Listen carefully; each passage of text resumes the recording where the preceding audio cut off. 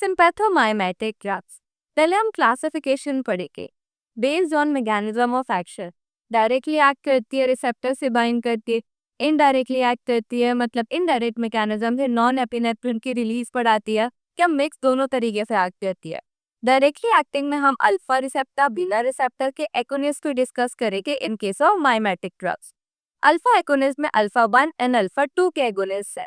Alpha 1 के लिए epinephrine की ससेप्टिबिलिटी ज्यादा है as compare to non epinephrine. क्यों? क्योंकि हमने पढ़ा था अगर एन मिथाइलेशन होगी तो फिर अल्फा के लिए ससेप्टिबिलिटी बढ़ जाएगी। इसके एग्जाम्पल है P N prime minister that is phenylephrine as well as methoxamine, जिसको हम जनरली रेजर टीकंटेस्टेंट एज वेल एज वेदो कंस्ट्रक्शन के लिए यूज करते हैं। अल्फा 2 में डीन डीन याद रखो, इसमें क्लोनिडी या फिर डिटोमिनिजेसिया। ये क्या करते हैं, सिंपैथेटिक सिस्टम को ऑफ कर देंगे, इसके जो रिसेप्टर है उनकी रिलीज को बंद कर देंगे अगर अल्फा 2 एक्टिवेट हो गया तो। नॉन स्पेसिफिक में अल्फा 1 अल्फा 2 दोनों को स्टिमुलेट करेगा ऑक्सीमेटाजोरी। इसके बाद अंदर है beta agonist. Beta agonist beta 1 कहाँ पे है, हार्ट में। एक हार्ट है तो beta 1 is present in the heart. तो ब्यूटामी। अब बीटा 1 के लिए रिसेप्टर जो है आइसो जो ग्रुप है उसकी ससेप्टिबिलिटी ज्यादा है as compare to the epinephrine group, ठीक है।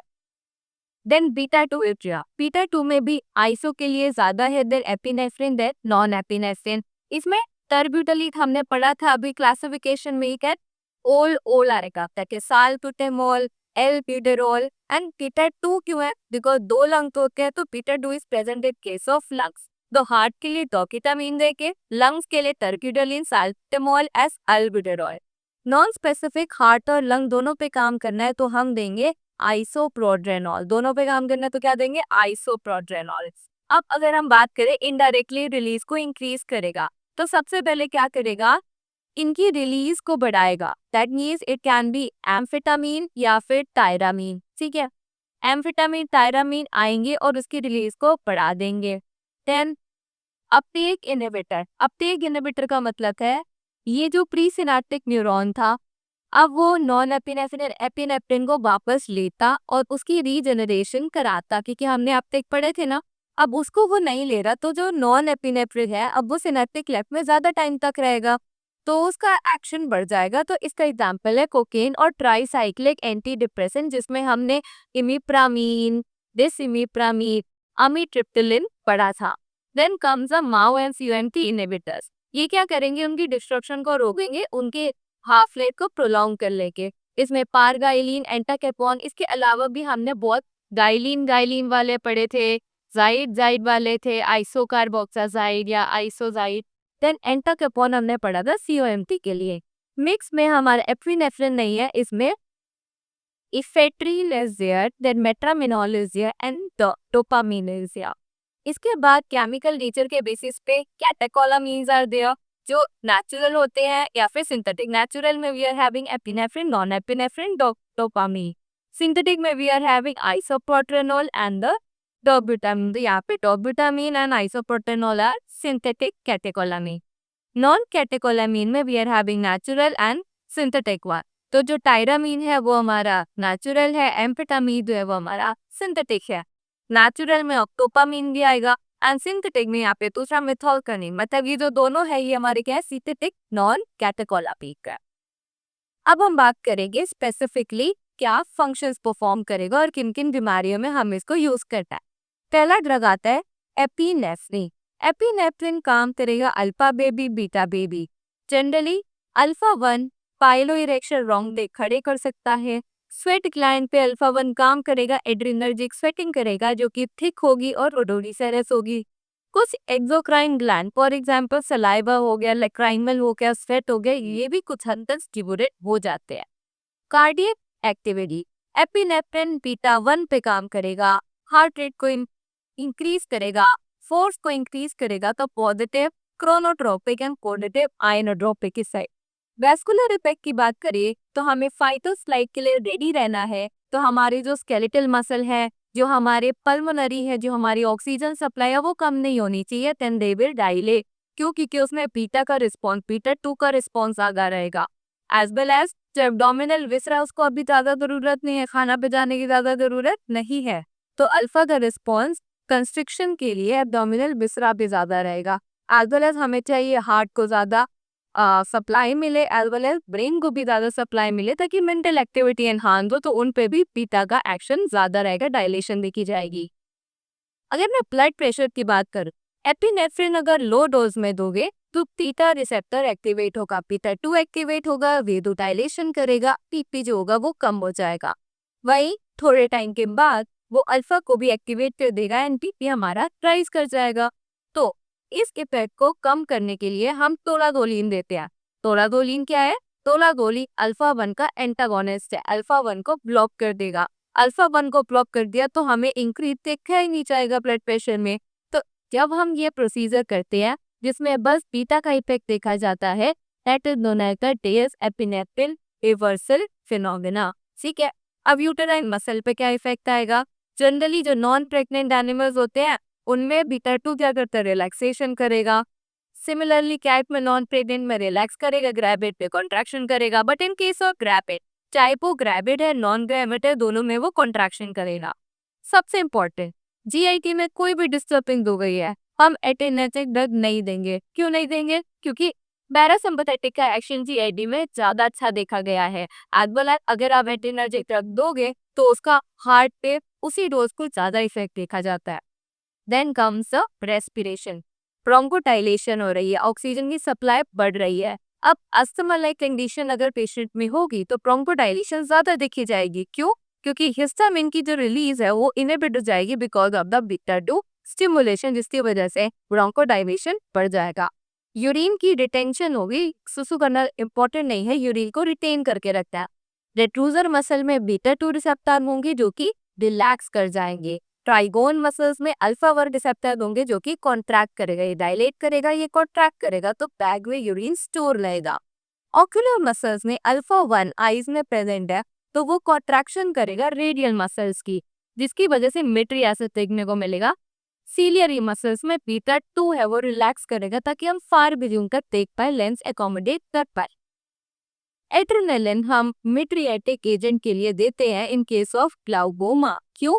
क्योंकि it reduces the intraocular pressure also. But atropine जो कि एक पैरासिम्पैथोलिटिक ड्रग है, वो क्या करता है? वो इंट्राओक्यूलर प्रेशर को डिक्रीज नहीं करता, तो वो ग्लाउकोमा को इवन मोर वर्सन कर देगा। मेटाबॉलिज्म में हमें क्या चाहिए? हमें ग्लूकोज अबंडेंट चाहिए, हमें ग्लाइकोजन वगैरह को नहीं चाहिए, उसको यूटिलाइज कर दो। ठीक है, तो इंसुलिन, अब देखो बीटा सेल क्या सीक्रेट करते हैं? इंसुलिन। अल्फा सेल सीक्रेट करते हैं ग्लूकागॉन। तो इनकी रिलीज को इनकी अपोजिट रिसेप्टर करेंगे। अल्फा सेल को करेगा beta receptor regulate and beta को करेगा अल्फा। बीटा इंक्रीज करेगा ग्लूकागॉन की सिंथेसिस को, अल्फा 2 इनहिबिट कर देगा इंसुलिन की सिक्रीशन को। Then comes the hepatic glycogen phosphorylation enzyme. क्या कर रहा है? ये ग्लूकोज की एक्टिविटी को बढ़ा रहा है ना, ग्लूकोज की प्रोडक्शन कर रहा है बिकॉज ऑफ बीटा रिसेप्टर, तो हम इसकी एक्टिविटी को एनहांस कर देंगे। देन ग्लूकागॉन सिंथेसिस इफेक्ट, ये हमारा इनएक्टिवेट हो जाएगा क्योंकि हमें ग्लाइकोजन चाहिए ही नहीं। Then comes the non epinephrine, जिसको हम मार्केट नेम से लिवार टेरेनॉल के नाम से भी बेचते हैं। बीटा 2 का इफेक्ट अब खत्म हो गया है, टाइलेशन हमें नहीं देखने को मिलेगी ज्यादातर। बीटा 1 पे एपिनेफ्रिन नॉन एपिनेफ्रिन का इफेक्ट सेम देखा गया है, दैट मीन हार्ट पे कोई असर नहीं आएगा। तो हार्ट की बात करें तो इनिशियली टैकीकार्डिया बट फिर ब्रेडिकार्डिया देखने को मिलते हैं इन केस ऑफ नॉन एपिनेफ्रिन। क्यों? क्योंकि देखो ब्रेडिकार्डिया देखने को मिलेगा, वाई? कार्डियक आउटपुट इंक्रीज नहीं हुआ है और वीनस रिटर्न नहीं है। जो अल्फा रिसेप्टर है वो तो कंस्ट्रिक्शन कॉज करेगा, अल्फा ने कंस्ट्रिक्शन कॉज करा तो वीनस रिटर्न तो कम ही आएगा हार्ट पे। बीटा ने तो डायलेशन करा ही नहीं, तो जो वीनस रिटर्न है वो तो बढ़ेगा ही नहीं, तो कम ब्लड आ रहा है। तो ब्रेडिकार्डिया का एक तो ये पहला रीजन हो गया। एज वेल एज टैकीकार्डिया हुआ है ना, तो एक रिफ्लेक्स टैकीकार्डिया भी तो देखने को मिलेगा by the body mechanism. Then comes a blood vessel.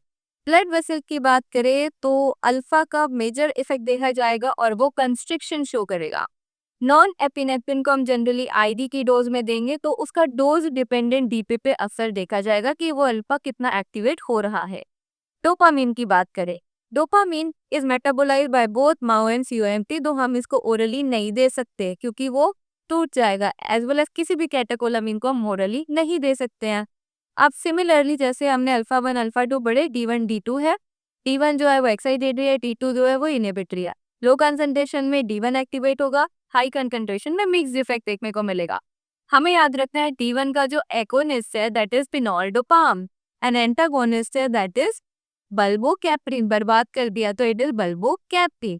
D2 की बात करें तो हमें दो इसमें हमें D2 के लिए याद रखना है brown queen that is bromocriptine as well as quinpirole. Then antagonist of the D2 is the haloperidol as well as pimozide. हेलोपी याद कर लो, हेलोपेरिडोल एंड पिनोजोल। इसके बाद आता है सिलेक्टिवली। अब हम बात करेंगे, अभी हमने क्या बात करी थी, नॉन सिलेक्टिव वालों की बात करी, epinephrine, non epinephrine and well as dopamine जो एंडोजीनसली बॉडी में सिंथेसाइज होते हैं कैटेकोलामिन। अब हम बीटा के अब हमें सिलेक्टिवली बात करेंगे। जो बीटा है इसमें आइसोप्रोट्रेनॉल है और डोग्लूटामीन है। अब डोग्लूटामीन में हमारे पास डेक्स्ट्रोफॉर्म है एंड वेल एज लीवोफॉर्म है। अब जो डेक्स्ट्रोफॉर्म होती है ना वो हावी पड़ जाती है इन केस ऑफ द लीवोफॉर्म। क्यों? क्योंकि जो डेक्स्ट्रोफॉर्म है वो 10 times more potent beta agonist है एज कम्पेयर टू लीवोफॉर्म। तो प्लस भारी बढ़ता है, ठीक है। एंड डोब्यूटामीन और आइसोप्रोट्रेनॉल में जो डोब्यूटामीन है वो ज्यादा हार्ट पे इफेक्ट देखने को मिलता है, ज्यादा फोर्स करेगा, ज्यादा हार्ट रेट को बढ़ाएगा। Then comes the beta 2। अगर हम स्पेसिफिकली बीटा 2 की बात करें तो वो क्लेनब्यूटेरॉल इज देयर। क्लेनब्यूटेरॉल क्या करेगा, घोड़ों में एयर वे ऑब्स्ट्रक्शन को क्लीन करेगा, clenbuterol. Then we are having certain drugs that is metaproterenol, terbutaline, albuterol, salbutamol. अब जो एल्ब्यूटेरॉल और साल्ब्यूटेमॉल होता है वो मार्केट नेम से आते हैं वेंटोरलिन या फिर प्रोवेंटिल। वेंटोरलिन और प्रोवेंटिल नाम से ही पता चल रहा है लंग से रिलेटेड है। ये 15 मिनट में अपना एक्शन प्रोड्यूस कर देते हैं, ब्रोंकोडाइलेशन कर देते हैं और उनका जो असर होता है वो 3 से 4 घंटे तक देखा जाता है। ये जो मेटाप्रोटेनॉल, टर्ब्यूटालीन, एल्ब्यूटेरॉल और साल्ब्यूटामॉल है they are resistant to the COMD enzyme. ते जो आइसोइथैरिन है वो माओ के रेजिस्टेंट है बट COMT के नहीं है। देन जो बीटा एगोनिस्ट होते हैं ना, बीटा 2 वो टोकोलिटिक एजेंट की तरह भी काम करते हैं, फॉर एग्जांपल रिटोड्रिक। तो which beta 2 act as tocolytic agent, मतलब यूटेरस से रिलेटेड, तो इट इज अ रिटोड्रिक। ये क्या करता है, प्रेगनेंसी को प्रोलॉन्ग करेगा एंड प्रीमेच्योर लेबर को प्रिवेंट करेगा और एबॉर्शन को भी ये थ्रेटन करता है, प्रिवेंट करता है। देन सिंपैथोमाइमेटिक ने अल्फा पे आ गया। अल्फा में हम बात करेंगे DN3 वालों की, तो सबसे पहले आता है क्लोनिडीन।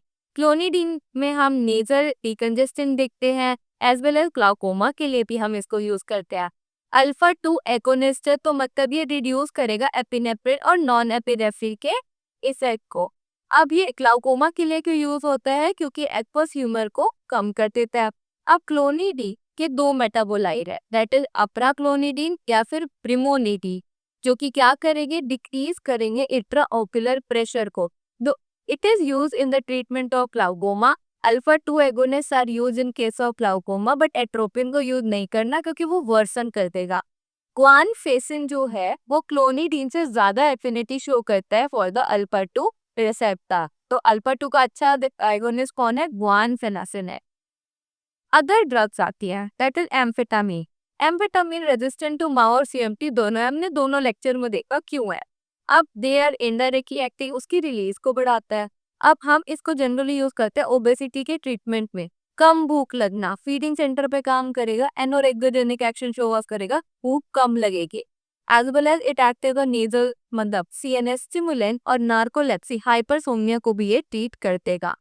अगला आता है एफेड्रिन। एफेड्रिन का भी मिक्स एक्शन है, हमने पढ़ा था क्लासिफिकेशन में। It is resistant to MAO and CMD को हम इसको भी ओरली दे सकते हैं। ये भी एक CNS स्टिमुलेंट है। अब ये ट्रीट करता है हाइपोटेंसिव को जो पॉज होती है because of spinal anaesthesia. It is an important question, which drug is used to treat the hypotension caused due to the spinal anesthesia is the ephedrine, that is methamphetamine. It is related to both amphetamine as well as the ephedrine. ठीक है, हमने beta 1, beta 2, beta non selective बात कर लिया, alpha के non selective बात कर लिया, अल्फा 1 की बात करते हैं। अल्फा 1 में we are having फिनाइलएसिल, मेथॉक्सामील, मेट्रामिनोल, मिफेंटरनिल।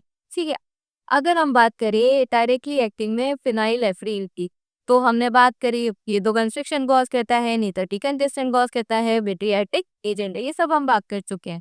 डेनिज्म mephentermine, it is similar to epinephrine. तो हमने अगर बात कर दी है कि स्पाइनल एनेस्थीसिया की वजह से जो हाइपोटेंशन होता है उसको कौन कौन ट्रीट करते हैं, तो mephentermine is there as well as ephedrine is there. So that was all about sympathomimetic. अगले लेक्चर में हम सिम्पैथोलिटिक के बारे में बात करेंगे।